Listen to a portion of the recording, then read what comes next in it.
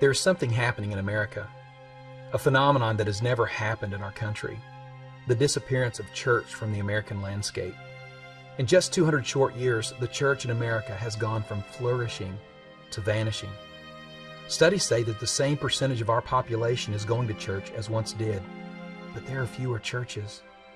Urban, high-population megachurches are exploding with growth.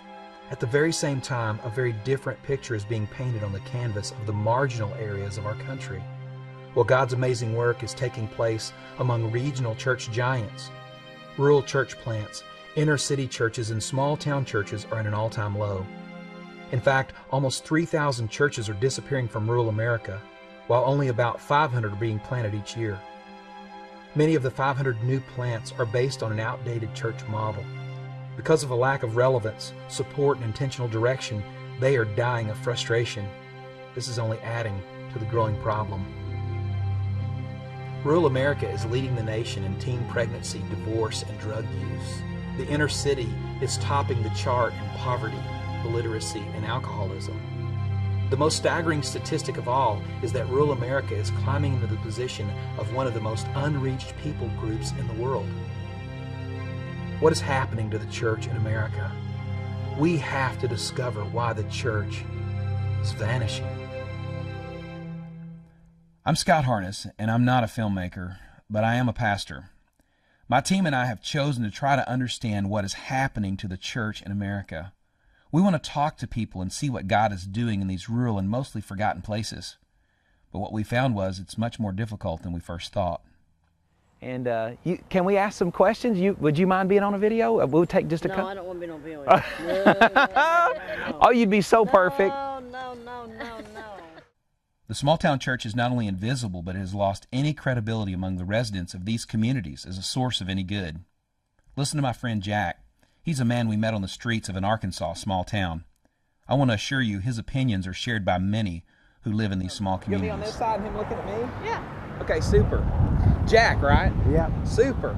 Well, Jack, so how you're a member of the VFW, and you've been Vietnam. Yeah.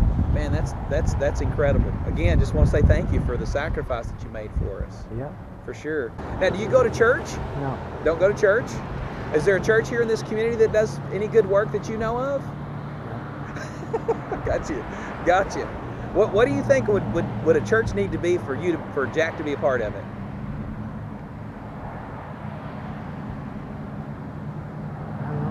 Don't know. Gotcha. Now, what made you think of doing the full-blown wig today?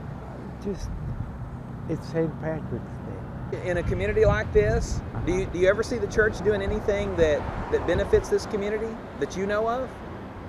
No. What would be something you think the church could do that would help this community? I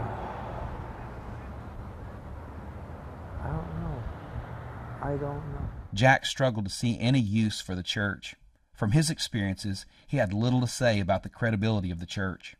On the street where we did this interview, there were 3 churches. It seems the church in much of these marginal areas is present, but unaccounted for. A small contingent of God chasers are seeking to impact their own community. It was refreshing to at least find a few who are willing to do creative things and find unique ways to reach those who were far from God. On raw guts and a God-directed spirit of creativity, they are finding ways to challenge their community to notice God. They are causing the most traditional to ask the question, what does the church look like? One such ragtag group are causing conversations through their creative coffee shop that allows believers and non-believers to unpack their questions and digest possible answers. It serves up more than a blessed bean. So far, we have uncovered the mixed cup of church and community in the rural byways. But what we would discover next would cause us to commit to action. It would move us from spectators to missionaries. Later, he's calling me saying, "Hey man, how do I get to know this Jesus?"